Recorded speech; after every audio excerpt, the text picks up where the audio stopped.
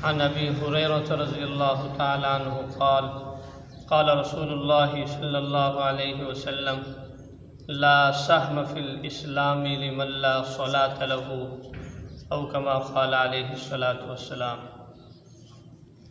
حضرت سیدنا ابو ہریرہ رضی اللہ تعالی عنہ سے روایت ہے، آپ صلی اللہ علیہ وسلم نے ارشاد فرمایا، اس بندے کا اسلام میں کوئی حصہ نہیں ہے جس کی نماز نہیں ہے۔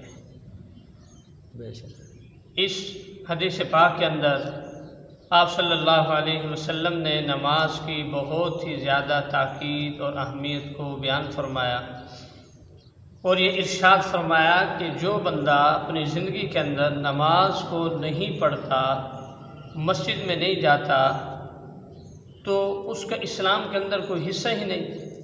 وہ اپنے آپ کو مسلمان کہے، یہ ایماندار کہے، وہ آدمی جھوٹا ہے۔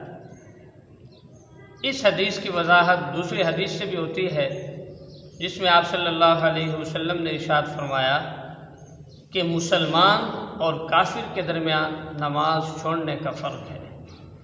میرے دوستو، بزرگوں، بھائیوں، آج کے درس کے اندر آپ کو اس بات کا اندازہ ہوگا کہ نماز کی کتنی زیادہ تاکید ہے۔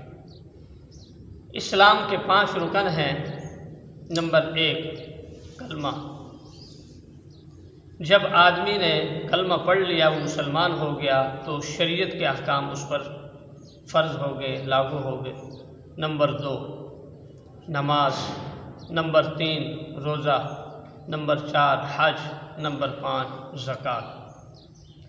اب آپ حضرات اسلام کے ارکان کی تفصیل سمجھیں۔ کلمہ تو ہر مسلمان نے پڑھ لیا، اب 4 رکن ہیں۔ ان 4 رکنوں میں سے جو حج ہے، وہ زندگی میں ایک مرتبہ اس آدمی پر فرض عین ہے کہ جس کے پاس اتنا زیادہ راہ ہو کہ وہ بیت اللہ میں جا سکے، واپسی کا بھی خرچ ہو، اور پیچھے بیوی بچوں کا بھی اس کے پاس خرچ ہو، زیادہ راہ ہو، تو پھر اس آدمی پر زندگی میں ایک مرتبہ حج فرض ہے۔ مثال کے طور پر ایک آدمی پوری زندگی میں اس پر اتنا مال و دولت نہیں آیا، نہ اس پر زیادہ راہ آیا کہ وہ بیت اللہ میں جا سکے، تو اس پر پوری زندگی میں حج فرض نہیں ہوگا۔ اسی طرح زکوٰۃ اسلام کا رکن ہے۔ اب زکوٰۃ بھی ہر آدمی پر فرض نہیں ہے۔ زکوٰۃ کے فرض ہونے کے لیے شرائط و ضوابط ہیں۔ سال میں ایک مرتبہ زکوٰۃ فرض ہے، وہ بھی اس آدمی پر فرض ہے جو صاحب نصاب ہو، یعنی جس کے پاس 52.5 تولہ چاندی ہو، یا 7.5 تولہ سونا ہو، یا چاروں چیزیں سونا، چاندی، مال تجارت، نقدی تھوڑی تھوڑی مل کر 52.5 تولہ چاندی کے نصاب کو پہنچ جائے، تو اس پر زکوٰۃ فرض ہے۔ اگر کوئی آدمی صاحب نصاب نہیں ہے تو اس پر زکوٰۃ فرض نہیں ہے، اور زکوٰۃ بھی سال میں ایک مرتبہ فرض۔ اسی طرح اسلام کا رکن روزہ ہے، وہ بھی 12 مہینوں کے اندر ایک مہینے کے لیے روزے فرض ہیں۔ اب اس کی بھی تفصیل ہے، شرائط و ضوابط ہے۔ اگر ایک آدمی بیمار ہے، روزہ نہیں رکھ سکتا، تو شریعت نے چھوٹ دی ہے وہ روزہ نہ رکھے، بعد میں رکھ لے۔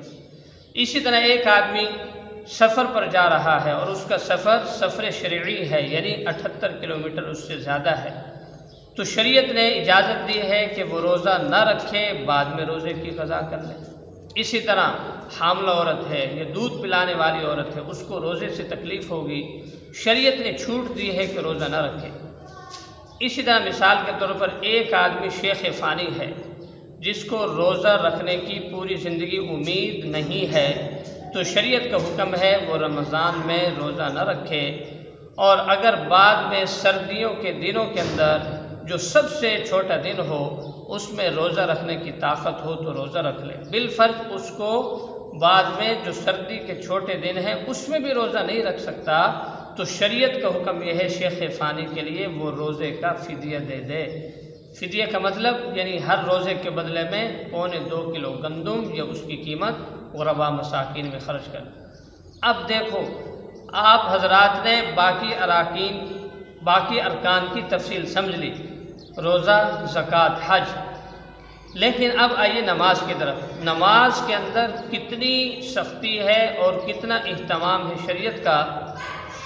اگر آپ سفر میں ہیں پھر بھی نماز معاف نہیں ہے۔ سفر شرعی ہے تو نماز قصر پڑھو، یعنی 4 رکعت والی نماز 2 رکعت پڑھو۔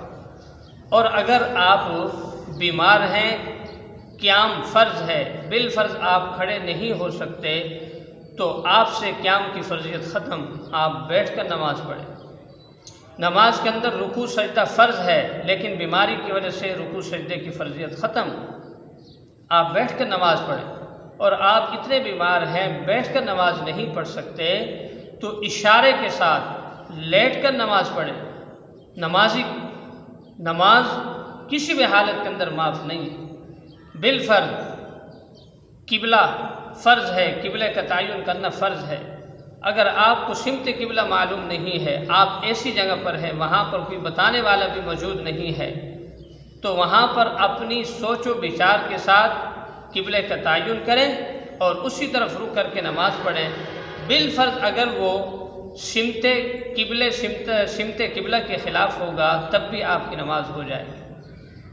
اسی طرح سطر فرض ہے نماز کے لیے، ناف سے لے کر گھٹنوں تک ڈھانپنا فرض ہے۔ اگر آپ اتنے غریب تنگ دست ہیں کہ آپ کے پاس شرمگاہ چھپانے کے لیے کپڑا نہیں ہے تو آپ سے یہ فرض بھی ساقط ہو گیا، آپ ننگے ہو کر نماز پڑھیں۔ زبان سے قرات کرنا فرض ہے۔ اگر کوئی آدمی گنگا ہے، وہ تلاوت پر قادر نہیں ہے، تو شریعت کا حکم یہ ہے کہ وہ گنگے ہونے کی حالت میں نماز پڑھے، نماز ساقط نہیں ہوگی، نماز اس سے معاف نہیں ہوگی۔ کتنی زیادہ تاکید ہے نماز کی۔ ہاں، حائضہ اور نفاس والی عورت، اس سے نماز معاف ہے، باقی کسی بھی آدمی سے نماز معاف نہیں ہے۔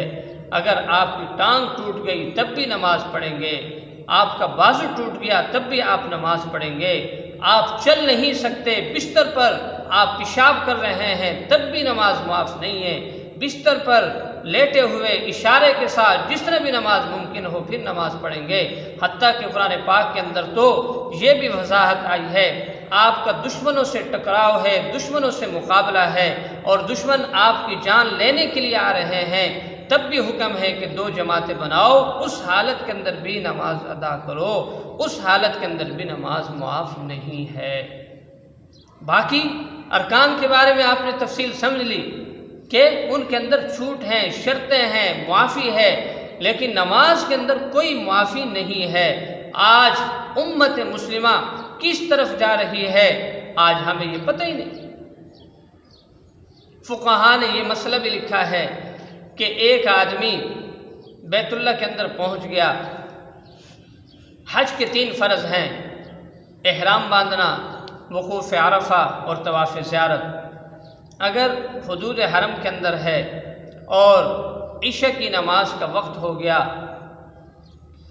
یا فجر کی نماز کا وقت ہو گیا، وقوف عرفہ فوت ہو رہا ہے، یعنی اگر نماز پڑھتا ہے تو حج کا فرض رہ جاتا ہے، اگر نماز کو چھوڑتا ہے تو پھر وقوف عرفہ حج کے فرض میں شامل ہو جاتا ہے۔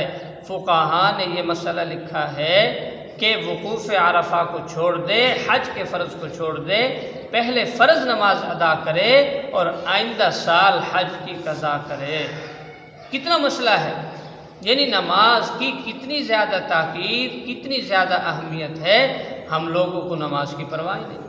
بس تھوڑا سا بخار ہوا، سر میں درد ہوا، طبیعت خراب ہے، نماز نہیں پڑھی، بعد میں پڑھ لیں گے۔ ہم لوگ نماز کیوں نہیں پڑھتے؟ اس لیے ہمارے دل و دماغ میں نماز کی اہمیت ہی نہیں ہے کہ نماز کتنا بڑا حکم ہے، نماز کی کتنی زیادہ تاکید ہے۔ تو اس لیے آپ صلی اللہ علیہ وسلم نے ارشاد فرمایا، قیامت کے دن سب سے پہلے فرض نماز کا حساب کیا جائے گا، جس کی نماز اچھی نکلی تو اس کے باقی اعمال بھی اچھے نکلیں گے، جس کی نماز خراب نکلی تو اس کے باقی اعمال بھی خراب نکلیں گے۔ اور نماز ام العبادات ہے، یعنی عبادات کی ماں ہے۔ ایمان کے بعد سب سے بڑا رکن نماز کا ہے۔ ہر مسلمان مرد عورت پر دن کے اندر 5 وقت کی نماز فرض عین ہے۔ حج زندگی میں 1 مرتبہ، زکوٰۃ سال میں ایک مرتبہ وہ بھی ہر آدمی پر نہیں، اور روزے ایک مہینے کے لیے وہ بھی ہر آدمی پر نہیں، لیکن نماز ہر بالغ مسلمان مرد و عورت پر 5 وقت کی فرض عین ہے۔ نماز ام العبادات، اس لیے نماز کے اندر تسبیح بھی ہے، سبحانک اللہم، اور اللہ کی بڑائی بھی ہے، قرآن کی تلاوت بھی ہے، نماز کے اندر رکوع بھی ہے، سجدہ بھی ہے اور قعدہ بھی ہے۔ تمام عبادتیں نماز کے اندر جمع ہو جاتی ہیں، اور اس لیے آپ صلی اللہ علیہ وسلم نے ارشاد فرمایا کہ جس شخص کی ایک نماز قضا ہو گئی وہ ایسا ہے گویا اس کے گھر کے لوگ اور مال و دولت سب چھین لیا گیا اور وہ تنہا اکیلا رہ گیا۔ کتنا نقصان ہے، یعنی ایک نماز کے چھوڑنے میں کتنا بڑا نقصان ہے۔ آدمی ذرا تصورات کی دنیا میں جائے، میں ہوں یا آپ حضرات بیٹھے ہوئے ہیں، آپ حضرات یہ سوچیں کہ ہم سفر کر رہے ہیں یا ہمارے گھر کے اندر کوئی شخص آ گیا، اس نے ڈاکہ مارا اور بیوی بچے بھی ہم سے چھین لیے، مال و دولت بھی چھین لیا، جیب کے پیسے بھی نکال لیے، موبائل بھی چھین لیا اور تنہا چھوڑ دیا، اور جو گھر کا مکان ہے وہ بھی لے لیا، کیا گزرے گی؟ اسی طرح آدمی حیران پریشان ہوگا۔ آپ صلی اللہ علیہ وسلم فرما رہے ہیں جس کی ایک نماز قضا ہو گئی اس کی یہی حالت ہے، گویا اس کے گھر کے لوگ مال و دولت سب چھین لیا گیا، وہ اکیلا رہ گیا، ہمیں کوئی پرواہ بھی نہیں۔ آج ہماری حالت یہی ہے۔ اللہ معاف کرے کہ مومن بندے سے جب گناہ سرزد ہو جائے وہ ایسے سمجھتا ہے جیسے پہاڑ میرے اوپر گر گیا، اور منافق سے جب گناہ سرزد ہو جائے وہ ایسے سمجھتا ہے مکھی ناک پر بیٹھی تھی اس کو اڑا دیا۔ اور نماز چھوڑنے کی کتنی سزائیں ہیں اس کا تو الگ موضوع ہے، یہ تو صرف نماز کی اہمیت اور نماز کی تاکید کے حوالے سے میں نے آج گفتگو کی ہے۔ تو اس لیے آپ جتنے حضرات یہاں بیٹھے ہوئے ہیں اور جتنے مسلمانوں تک یہ میری بات پہنچے گی، تمام سے گزارش ہے کہ اس بیان کے سننے کے بعد کسی بھی مسلمان کی پوری زندگی کوئی نماز قضا نہ ہو، اور کوشش یہ کریں کہ 5 وقت کی نماز مسجد میں باجماعت ادا کریں۔ مردوں کے لیے نماز ہے وہی جو باجماعت ادا کی جائے، جو گھروں کے اندر یا بازار کے اندر یا دکان میں یا کھیتی باڑی میں پڑھ لی وہ تو نماز ناقص ہے۔ اللہ تعالیٰ سے دعا ہے کہ اللہ تعالیٰ مجھے اور آپ کو تمام مسلمانوں کو نماز کی اہمیت اور نماز کی فضیلت سمجھ کر 5 وقت کی نماز پابندی کے ساتھ پڑھنے کی توفیق عطا فرمائے۔ وما علینا الا البلاغ المبین۔